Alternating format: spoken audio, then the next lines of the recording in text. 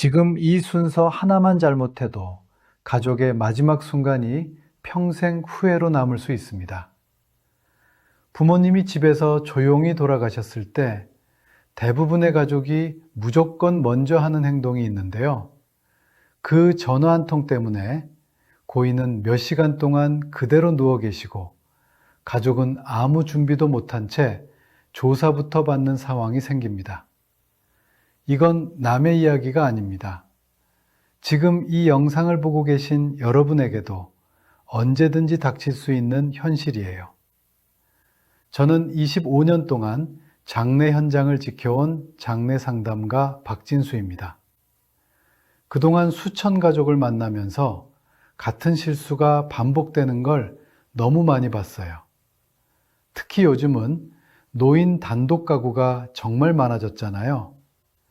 한국보건사회연구원 자료를 보면 65세 이상 단독 가구가 전체 노인 가구의 절반을 넘어섰습니다. 그만큼 예고 없이 이런 상황을 맞는 가족들이 늘고 있다는 뜻이죠. 문제는 대부분의 사람들이 이런 순간을 단 한 번도 준비하지 않는다는 겁니다. 그래서 당황한 나머지 본능적으로 전화부터 걸게 되고 그 순간부터 모든 게 꼬이기 시작해요. 고인을 편안하게 보내드리는 게 아니라 낯선 절차에 휘말려 정신없이 시간이 흘러가 버리는 거죠. 오늘 영상에서는 집에서 가족이 돌아가셨을 때 절대 먼저 하면 안 되는 행동과 반드시 지켜야 할 순서를 처음부터 끝까지 말씀드리겠습니다. 이 내용 미리 알지 못하면 반드시 후회합니다. 막상 그 순간이 오면 아무도 친절하게 알려주지 않거든요. 여러분은 혹시 이 상황 제대로 알고 계신가요? 부모님이나 배우자가 집에서 조용히 돌아가셨을 때 가장 먼저 해야 할 일이 뭔지 지금 당장 떠오르시나요? 댓글로 한번 남겨주세요. 제가 상담했던 한 가족 이야기를 들려드리겠습니다. 68세 김영훈님의 경우였는데요. 아침에 아들이 평소처럼 어머니 방문을 열었을 때 어머니는 조용히 누워 계셨습니다. 하지만 숨소리는 들리지 않았고 손은 이미 차가웠어요. 아들은 그 순간 아무 생각도 나지 않았다고 했습니다. 머릿속이 하얘져서 무조건 전화부터 눌렀다고 해요. 119를 불렀고 곧이어 경찰도 왔습니다. 그 결과 집은 사망 현장이 되었고 어머니 곁에는 낯선 사람들이 오가며 사진을 찍고 질문을 하기 시작했어요. 아들은 멍하니 서서 그 과정을 지켜볼 수밖에 없었습니다. 어머니를 곁에서 지켜드리고 싶었지만 아무것도 할 수 없었어요. 몇 시간이 지나서야 겨우 절차가 끝났고 그때부터 급하게 장례 준비를 시작했는데 이미 모든 게 늦어버렸죠. 김영호님은 제게 이렇게 말씀하셨습니다. 어머니는 평생 단정하신 분이었는데 마지막 순간이 그렇게 남을 줄은 몰랐다고요. 지금도 그날 아침 장면이 생생하게 떠오른다면서 눈물을 보이셨어요. 만약 미리 알았더라면 조금이라도 다르게 할 수 있었을 텐데 하는 후회가 평생 남았다고 하셨습니다. 이런 상황을 겪고 나면 슬픔보다 후회가 더 오래 남습니다. 그래서 저는 이 이야기를 그냥 넘길 수 없었어요. 지금 이 영상을 보시는 분들만큼은 같은 후회를 하지 않으셨으면 좋겠습니다. 오늘 이 영상에서 말씀드릴 내용은 여러분의 장례 준비 방식을 완전히 바꿀 수 있는 중요한 지혜입니다. 끝까지 보지 않으시면 가장 중요한 실천법을 놓치게 돼요. 마지막에 나올 단 하나의 준비가 모든 것을 바꿀 수 있거든요. 혹시 아직 구독과 좋아요를 누르지 않으셨다면 지금 바로 눌러주세요. 이 채널은 여러분의 건강하고 준비된 노년을 응원합니다. 이런 중요한 정보를 더 많은 분들이 알 수 있도록 구독과 좋아요로 응원해 주시고요. 끝까지 보시면 왜 지금 당장 작은 준비라도 시작해야 하는지 분명하게 깨닫게 되실 겁니다. 그럼 이제부터 정말 중요한 이야기로 넘어가겠습니다. 여러분이 절대 하면 안 되는 행동들부터 하나씩 짚어보겠습니다. 가장 먼저 말씀드릴 건 무조건 119부터 신고하는 행동입니다. 많은 분들이 가족이 숨을 안 쉰다고 느끼는 순간 본능적으로 119를 누르세요. 그런데 이게 왜 문제가 되는지 아시나요? 819에 전화하면 상황을 물어봅니다. 그때 숨을 안 쉰다고 말하면 응급 상황으로 판단돼요. 구급대원이 도착하면 심폐소생술부터 시작하게 됩니다. 가슴을 강하게 압박하고 전기 충격을 가할 수도 있어요. 이미 평화롭게 돌아가신 분에게 이런 강한 처치가 진행되면 몸에 상처만 남을 수 있습니다. 서울대학교 의과대학 응급의학연구팀이 발표한 자료를 보면 사망이 명확한 상황에서 불필요한 응급처치가 유가족의 심리적 충격을 오히려 더 키운다고 보고됩니다. 고인의 존엄한 마지막을 지켜드리지 못했다는 죄책감이 평생 남는 거죠. 제가 만난 72세 이명숙님 가족도 이 상황을 직접 겪었어요. 할머니가 평화롭게 돌아가셨는데 엘립구를 불렀고 심폐소생술이 진행됐습니다. 그 과정에서 갈비뼈가 부러지는 소리까지 들렸다고 해요. 가족들은 지금도 그 장면이 잊히지 않는다고 하시더라고요. 이때 가장 중요한 건 전화할 때 표현을 조심하는 겁니다. 숨을 안 쉰다고 하지 말고 조용히 돌아가신 것 같다고 말해야 해요. 이 말 한마디가 모든 흐름을 바꿉니다. 응급처치가 아니라 사망 확인 절차로 넘어가게 되거든요. 그 다음으로 절대 하면 안 되는 건 고인을 함부로 움직이는 행동입니다. 옷이 불편해 보인다고 갈아입히거나 자세가 안 좋아 보인다고 바로 눕히려는 분들이 계세요. 마음은 충분히 이해하지만 이건 정말 위험합니다. 고인의 상태는 사망 시각과 원인을 판단하는 중요한 단서가 돼요. 옷을 갈아입히거나 자세를 바꾸면 나중에 설명하기도 어렵고 불필요한 의심을 받을 수도 있습니다. 특히 경찰이 개입하게 되면 이후 절차가 훨씬 더 복잡해져요.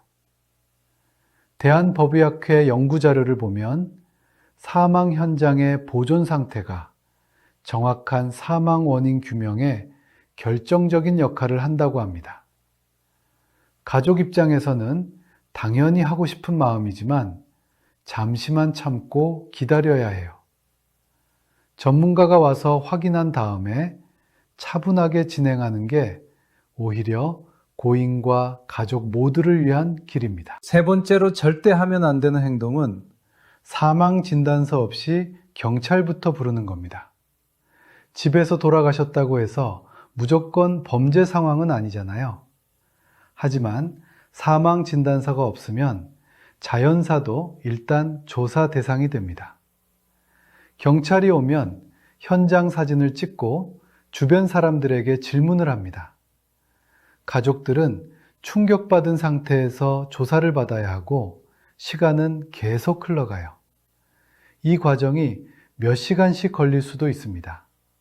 그 시간 동안 가족은 아무것도 할 수 없는 상태가 되는 거예요. 75세 박순자님 가족의 경우 남편이 새벽에 돌아가셨는데 당황한 나머지 경찰에 먼저 신고했어요.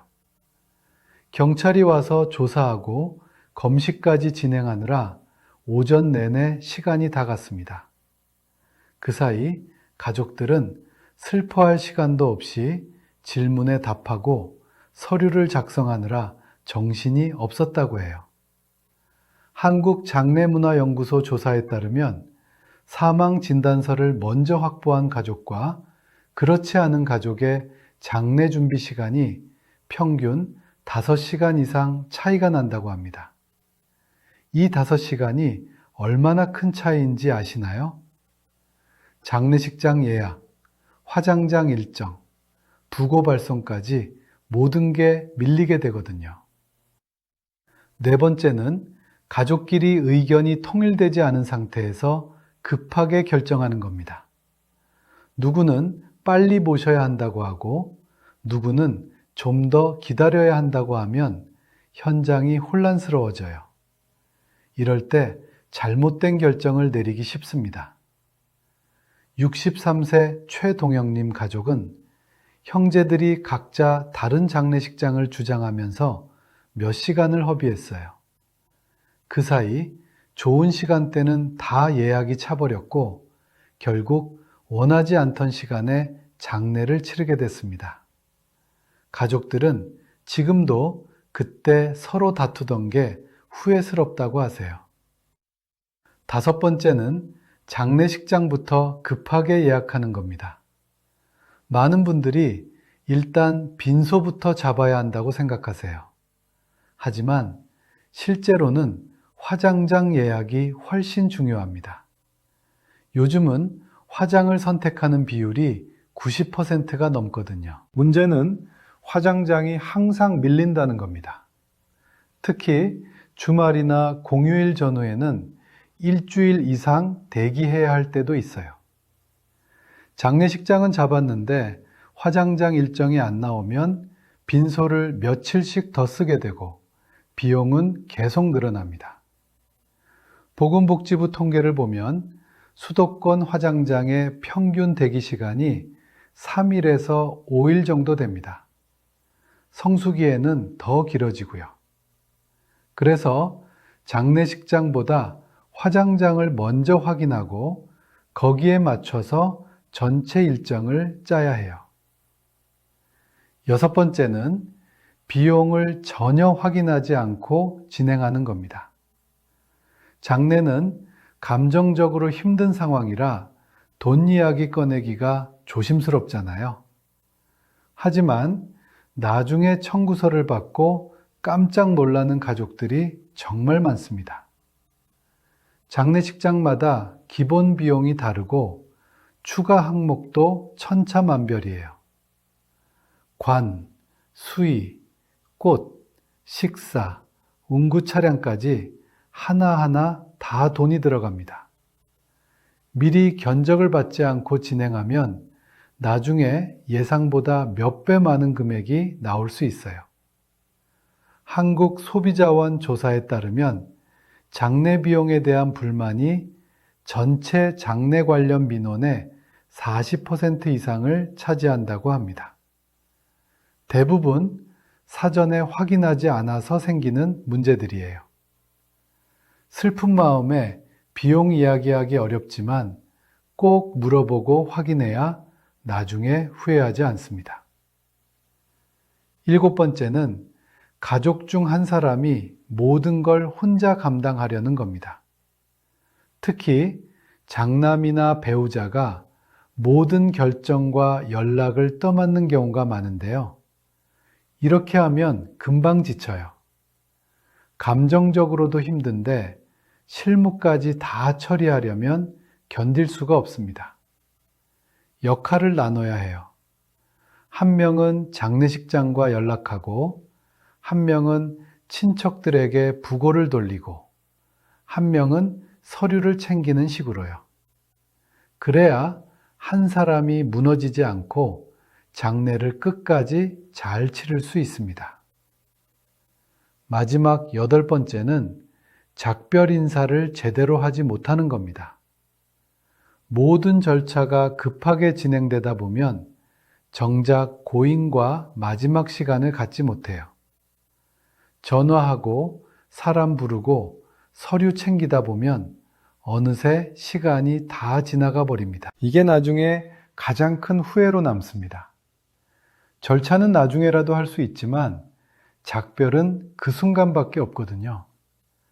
그래서 전화하기 전 잠시라도 고인 곁에 앉아서 손을 잡아드리고 마지막 인사를 나누는 시간이 정말 중요합니다. 여러분, 지금까지 절대 하면 안 되는 행동들을 말씀드렸는데요. 그럼 이제 구체적으로 어떻게 대응해야 하는지 차근차근 알려드리겠습니다. 이제 실제로 어떻게 해야 하는지 단계별로 말씀드리겠습니다. 순서만 제대로 알아도 당황하지 않고 차분하게 진행할 수 있어요. 먼저 가장 중요한 첫 단계는 사망 확인입니다. 고인이 숨을 쉬지 않는다고 느껴지면 일단 침착하게 상태를 확인하세요. 맥박이 뛰는지, 가슴이 오르내리는지, 손을 대보고 체온을 느껴보는 겁니다. 이미 시간이 꽤 지났다면 몸이 차갑고 딱딱해지기 시작해요. 이때 전화를 걸더라도 표현을 조심해야 합니다. 아까 말씀드린 대로 숨을 안 쉰다고 하지 말고 평화롭게 돌아가신 것 같다고 말해야 해요. 그러면 응급처치가 아니라 사망 확인 절차로 연결됩니다. 그 다음 중요한 건 기저질환과 최근 상태를 정확히 전달하는 겁니다. 당뇨나 고혈압 같은 만성질환이 있었는지, 최근에 어떤 약을 먹었는지, 컨디션은 어땠는지, 이런 정보를 미리 정리해 두면 좋아요. 이게 사망 진단서 발급에 큰 도움이 됩니다. 70세 정미경님 가족은 어머니의 투약 기록을 평소에 꼼꼼하게 적어두셨대요. 그래서 사망 확인할 때 그 자료를 보여드렸고 훨씬 수월하게 진행됐다고 하셨습니다. 작은 준비가 큰 차이를 만드는 거죠. 두 번째 단계는 사망 진단서를 최대한 빨리 확보하는 겁니다. 이 서류 하나가 있어야 모든 절차가 정상적으로 진행돼요. 주치의가 있으면 주치의에게 연락하고 없으면 왕진 서비스를 이용해야 합니다. 요즘은 장례 지도사들이 왕진 의사와 연결해 주는 경우도 많아요. 비용이 들긴 하지만 시간을 크게 절약할 수 있습니다. 사망 진단서가 없으면 화장장 예약도 못하고 장례식장 입실도 어려워지니까 이게 최우선이에요. 세 번째는 화장장 예약입니다. 앞에서도 말씀드렸지만 이게 정말 중요해요. 장례식장은 나중에 조정할 수 있지만 화장장은 예약 시간이 정해지면 거기에 모든 걸 맞춰야 하거든요. 화장장에 전화해서 가능한 일정을 먼저 확인하세요. 보통 3일장이나 5일장을 하니까 거기에 맞춰서 날짜를 잡으면 됩니다. 화장 시간이 정해지면 그 전날 발인 시간이 자동으로 결정되고 거기서 역산해서 입관 시간도 정해지는 거예요. 네 번째는 장례식장 선택입니다. 화장장 일정이 나왔으면 이제 장례식장을 알아보세요. 가족들이 모이기 편한 위치인지, 규모는 적당한지, 비용은 얼마나 되는지 꼼꼼하게 확인해야 합니다. 특히 비용 부분은 반드시 견적서를 받아보세요. 기본료에 뭐가 포함되는지, 추가 비용은 어떤 항목이 있는지 미리 물어봐야 나중에 문제가 없습니다. 장례식장마다 차이가 크니까 여러 곳을 비교해 보는 것도 좋아요. 다섯 번째는 가족 역할 분담입니다. 이게 생각보다 정말 중요해요. 한 사람이 모든 걸 떠안으면 금방 무너집니다. 장례식장 담당자와 연락할 사람, 친척들에게 부고 돌릴 사람, 서류 챙길 사람, 조문객 응대할 사람, 이렇게 역할을 나눠야 해요. 특히 나이 많은 어르신들은 조문객 맞이만 하시고 실무는 젊은 사람들이 나눠서 하는 게 좋습니다. 체력적으로도 힘들고 요즘 절차가 예전과 많이 달라서 어르신들이 혼자 감당하기 어렵거든요. 6번째는 부고 발송입니다. 요즘은 문자나 카카오톡으로 부고를 보내는 경우가 많은데요. 정확한 정보를 담아야 해요. 고인 성함, 빈소 위치, 발인 일시, 연락처, 이런 내용을 빠짐없이 적어서 보내야 합니다. 가까운 친척이나 지인에게는 직접 전화로 알리는 게 예의고요. 문자는 그 다음 순서로 보내는 게 좋아요. 요즘은 부고 문자 양식도 인터넷에 많이 나와 있으니 참고하시면 됩니다. 7번째는 입관과 발인 준비입니다. 입관은 보통 돌아가신 다음 날 하게 되는데 가족들이 모두 모여서 진행하는 게 좋아요. 이때가 마지막으로 고인의 모습을 볼 수 있는 시간이거든요. 발인은 화장장 시간에 맞춰서 진행됩니다.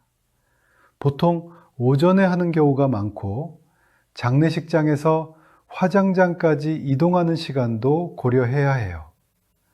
서울에서 경기도 화장장까지 가려면 1시간 이상 걸릴 수 있으니까 여유 있게 출발해야 합니다. 8번째는 비용 정산입니다. 장례가 끝나고 나면 최종 비용을 정산해야 하는데요. 영수증을 꼼꼼히 확인하세요. 처음 견적과 다른 항목이 있는지, 추가된 비용은 뭔지 하나하나 체크해야 합니다. 요즘은 장례 비용이 1,000만 원을 훌쩍 넘는 경우도 많아요. 국민건강보험공단에서 장례비 지원금이 나오니까 잊지 말고 신청하시고요. 기초생활수급자나 차상위 계층은 추가 지원을 받을 수 있으니 관할 주민센터에 문의해 보세요. 마지막으로 꼭 말씀드리고 싶은 게 있습니다. 모든 절차보다 먼저 해야 할 일이 있어요. 바로 작별입니다. 전화하기 전 10분, 15분, 그 시간만큼은 사랑하는 사람 곁에 머물러 주세요. 손을 잡아드리고 살아생전 하지 못했던 이야기를 하세요. 고맙다는 말, 사랑한다는 말, 미안하다는 말, 그런 이야기들을 나누는 거예요. 이 시간이 나중에 가족을 가장 크게 지켜줍니다. 절차는 조금 늦어져도 괜찮지만 작별은 그 순간밖에 없거든요.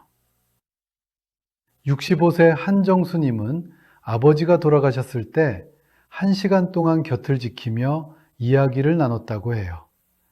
그 시간이 평생 위로가 됐다고 하시더라고요. 나중에 아무리 바빠도 그 시간만큼은 후회하지 않는다고 하셨습니다. 이제 마지막으로 오늘 내용을 정리해 드리겠습니다. 오늘 이야기 정리해 보겠습니다. 많은 분들이 알고 계신 상식은 가족이 돌아가시면 빨리 전화하고 빨리 움직이는 것이었습니다. 하지만 실제로 중요한 건 순서와 마음이었어요. 잘못된 대응은 고인을 힘들게 하고 가족에게 평생 후회를 남깁니다. 119를 먼저 부르면 불필요한 응급처치가 진행되고 고인의 몸에 상처가 남을 수 있어요. 사망진단서 없이 경찰을 부르면 조사의 시간을 다 빼앗기고 장례 준비는 뒷전이 됩니다. 장례식장부터 급하게 잡으면 화장장 일정에 맞지 않아서 빈소 비용이 계속 늘어나고요. 가족 중 한 사람이 모든 걸 떠안으면 감정도 절차도 무너지게 됩니다. 무엇보다 작별 인사를 제대로 못하면 그게 평생 마음에 남아요. 반대로 차분하게 준비하고 순서를 지킨 가족들은 슬픔 속에서도 단단했습니다. 사망 확인을 침착하게 하고 진단서를 먼저 확보했어요. 화장장 일정을 먼저 잡고 거기에 맞춰서 장례식장을 선택했습니다. 가족끼리 역할을 나눠서 한 사람이 무너지지 않도록 서로 지탱했고요. 비용도 미리 확인해서 나중에 당황하지 않았어요. 무엇보다 전화하기 전에 고인 곁에서 충분히 작별 인사를 나눴습니다. 이렇게 준비한 가족들은 장례를 치르고 나서도 후회보다는 위로를 느꼈다고 해요. 최선을 다했다는 생각이 오래도록 마음을 지켜주더라고 하셨습니다. 오늘 당장 실천할 수 있는 제안 하나 드리겠습니다. 가족과 이 이야기를 한번 나눠보세요. 불편하고 꺼려지는 주제지만 미리 이야기해 두는 게 나중에 훨씬 도움이 됩니다. 부모님이 드시는 약 목록, 기저질환, 최근 건강 상태, 이런 정보라도 간단하게 메모해 두세요. 주치의가 있으면 연락처를 저장해 두고요. 화장을 원하시는지 매장을 원하시는지, 장례는 어떻게 치르고 싶으신지 여쭤보는 것도 좋습니다. 처음에는 어색하고 슬플 수 있지만 이런 대화가 나중에 가족 모두를 지켜줍니다. 막상 그 순간이 오면 아무도 냉정하게 판단할 수 없거든요. 미리 준비한 것만큼 후회를 줄일 수 있어요. 다음 영상에서는 장례 비용을 줄이면서도 품위 있게 치르는 방법과 꼭 알아야 할 행정 절차를 더 자세히 알려드리겠습니다. 장례 후에 처리해야 할 상속이나 보험 청구 같은 실질적인 부분도 다룰 예정이니까 꼭 챙겨보시면 좋겠습니다. 오늘 내용 여러분에게 도움이 되셨나요? 혹시 비슷한 경험 있으셨거나 궁금한 점 있으시면 댓글로 한 줄 남겨주세요. 여러분의 이야기가 다른 분들에게도 큰 도움이 됩니다.